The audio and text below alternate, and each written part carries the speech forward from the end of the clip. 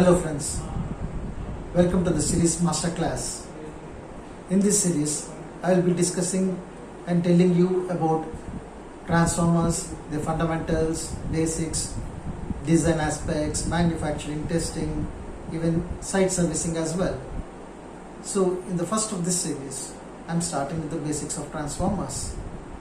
And let's see what's in store. Yeah, here is the index.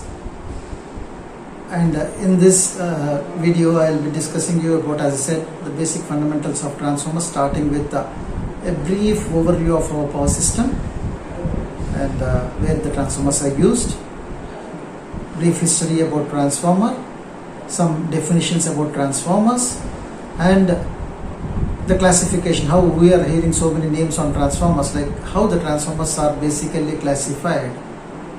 That also I will be telling to you. And let's start. Yes, this is the basic overview of the power systems. Like we see a generating station, then from generating station it is stepped up, the voltages are stepped up and transmitted long distances, and from there it will be stepped down and again transferred to the substations or so. And from substations again it will be sometimes we will take HT connections for industries, and again it will be stepped down to the domestic voltages like 240 volts. The generating voltages will be typically 11 kV to 33 kV, and from 33 kV, if you are transmitting to long distances, like we can't do at that voltage level because the currents are very high, and transmitting high currents results in high losses, and that is altogether a different subject. So what we are concentrating now is, if you see carefully, right from generating station you need a transformer, and to transmit you are stepping up and you need a transformer there, and to the other transmitting stations, main transmitting station, you are stepping down to 66 kV and again transferring to the other substations.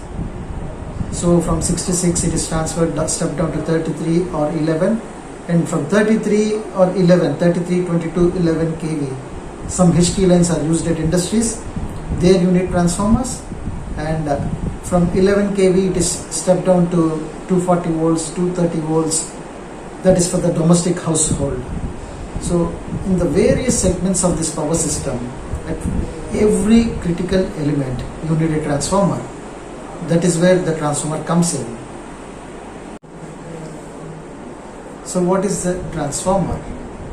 Transformer, as I said, is an essential device in the electrical power circuits, right from generating to the distribution segment. Each and every stage of this, you have a transformer. Let it be large power transformers or a single phase small rating transformer. And what does a transformer consist of? It essentially consists of cores, windings, a dielectric medium, and a cooling system. And apart from this, one more important aspect of transformer is like two different circuits are electrically isolated and magnetically coupled by means of transformer. Like say take a 33 kV system to a 240 volt system, 433 volt system. Two different circuits are magnetically coupled but electrically isolated. That is the importance of the transformer. Now let's understand what IEC says about transformers. IEC, as you know, is the International Electrotechnical Commission. It is the biggest standards organization in Europe. And what does they say? As you see, the definition as per IEC, it says it's a static piece of apparatus with two or more windings, which by electromagnetic induction, we will be discussing more about electromagnetic induction in the design aspect, transform a system of alternating voltage and current into another system of voltage and current, usually of different values and at same frequency, for the purpose of transmitting electric power.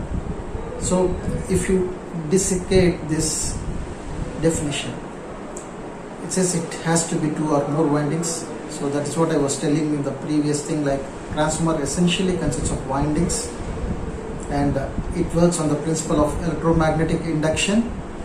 And when I say it is on electromagnetic induction, so you need electric cores for that, and that is essentially in a transformer, and it transforms from one voltage levels to the another voltage levels, alternating voltage levels. So basically it transforms steps up or steps down. That's what I was telling. So this is required. This is a basic function of the transformer, and the most important thing is it operates at a single frequency. It will not change the frequencies. Like so, if it's a 50 hertz, it works on 50 hertz. If it is a 60 hertz, it works on 60 hertz. So transformer basically is a static device. That's what we discussed. They have defined in a nutshell. That's what IEC said. Then what does IEEE says? You all know what IEEE is.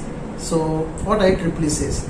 IEEE says it's a static electric device with 2 or more windings with or without magnetic core. You have to understand this, with or without magnetic core, for producing coupling between electric circuits. So transformers without magnetic core, like Tesla coils. So again I will be discussing later about this aspect, but this is how the two biggest organization standards or professional institutions, what they say about transformer is like this. Have a look. Many of the transformer designers are experts. When we ask the question, you are an expert, but can you tell who invented the transformer? They just take a back step or put a blank face. It is basic to know who invented the transformer, and it is like showing respect to them. So just a little bit of history.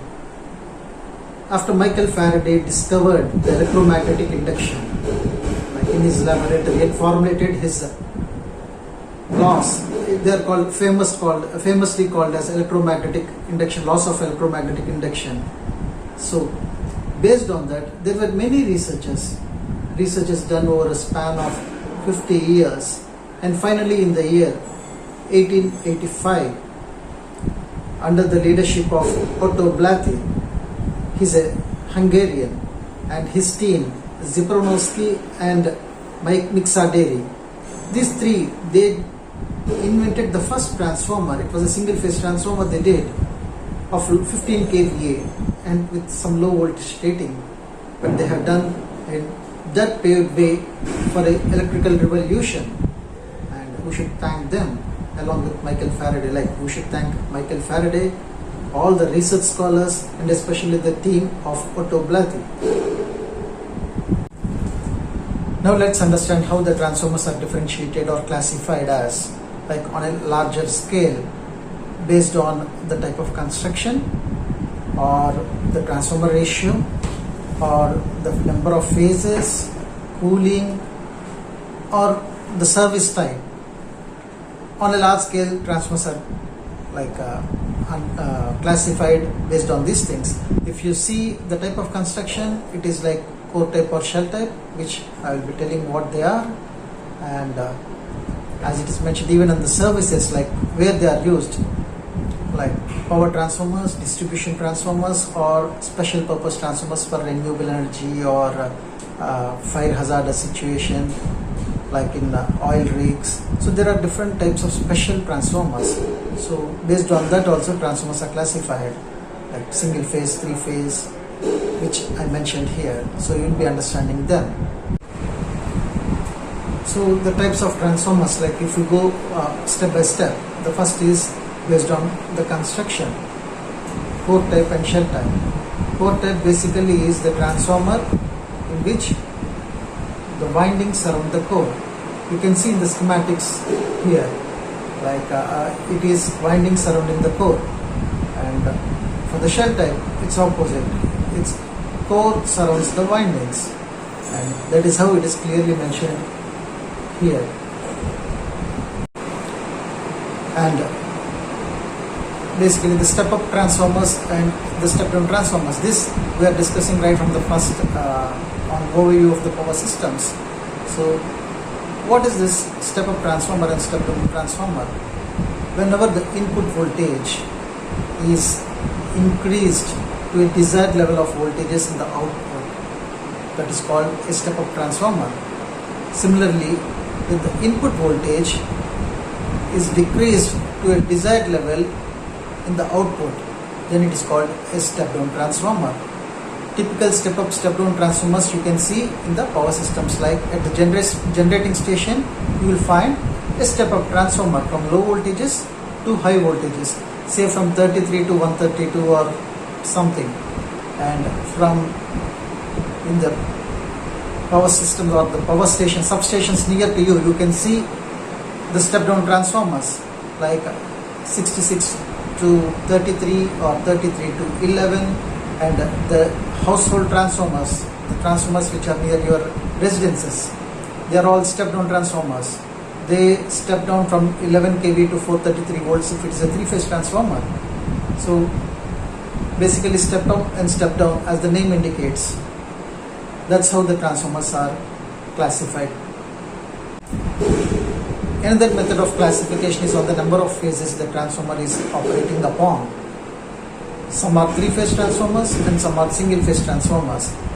Maybe in some areas, like very remote areas, remote in the sense some old systems if they follow, some are operating even on two-phase systems. But in general, nowadays 95% of the world is operating either on three-phase or single-phase systems.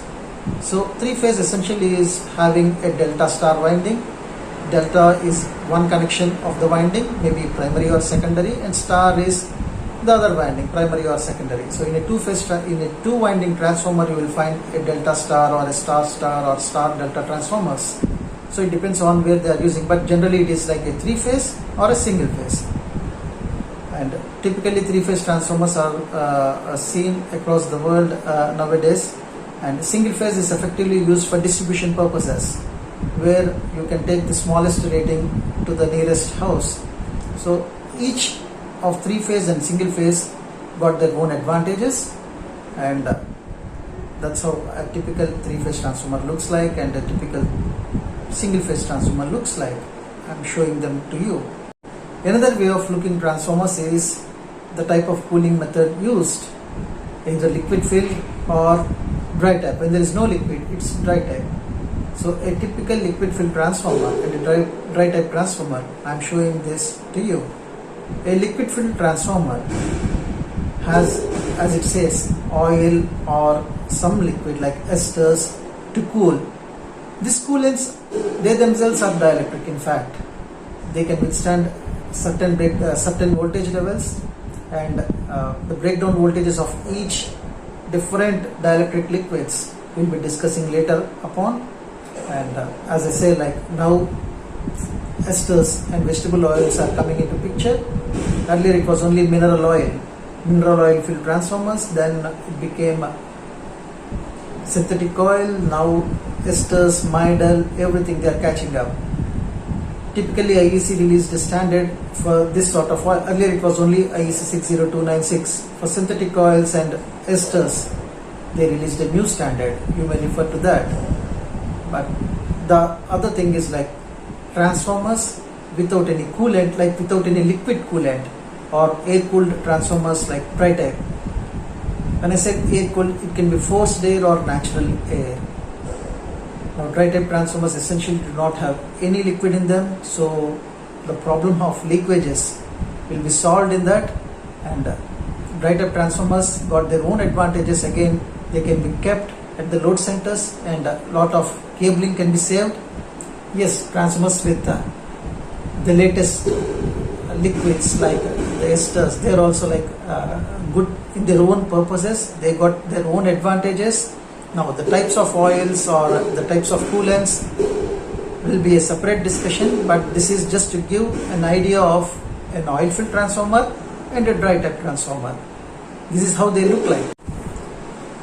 Another way of classification is the purpose the transformers are used for. Power transformers, distribution transformers and special purpose. Like when I say power transformers, the name suggests they are used in power stations. They are very large in capacity, right from small MVAs like 8 MVA, 3 MVA, 5 MVA to hundreds of MVAs it runs into. So those are very large power transformers at high voltages. Those are typically used in power stations. And the distribution transformers, they are typically used to cater to the needs of domestic needs or industrial needs. These are relatively lower rating, say right from 5 kVA, 15 kVA to 3 MVA, 3.15 MVA. These are distribution transformers. As the name suggests, they distribute the power. Then the special purpose transformers are for the transformers used in renewable energy sources, or say earthing transformers, which are typically used to connect a large power transformer to ground the neutral, or high impedance transformers. You can have resonance transformers. There are many varieties of transformers which are not in these two segments like power and distribution. Those are all special purpose transformers. Even spot connected, as I said, two-phase, it converts a three-phase system into a two-phase system. So spot connected transformers are there, rectifiers, converters, so many varieties.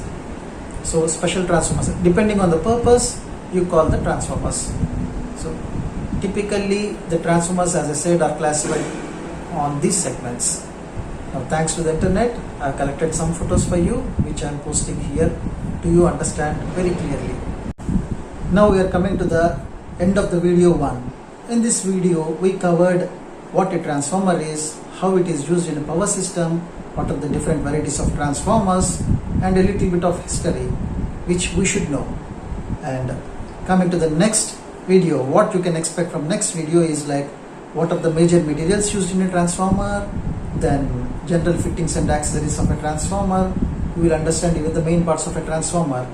We will go in detail in the next video. Till then, I am signing off. I am Suresh Dendukuri. Thanks for watching and keep safe.